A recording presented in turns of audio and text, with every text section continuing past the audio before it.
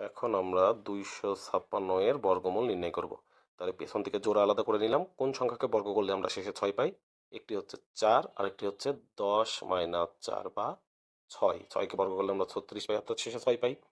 এখন প্রথমে আছে 2। আমরা কোন সংখ্যাটিকে বর্গ করলে 2 অথবা 2 এর ছোট কোনো সংখ্যা পাই?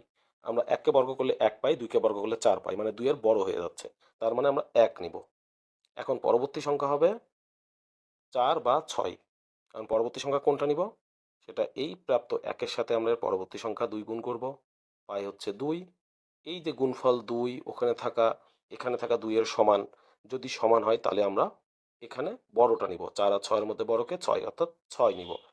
অর্থাৎ 256কে বর্গ করলে আমরা 16 পাবো। যদি এখানকার গুণফল যদি এখানে থাকা সংখ্যার থেকে বড় হতো, অর্থাৎ গুণফল যদি বড় হতো, সেক্ষেত্রে আমরা এখানে ছোটটি নিতাম।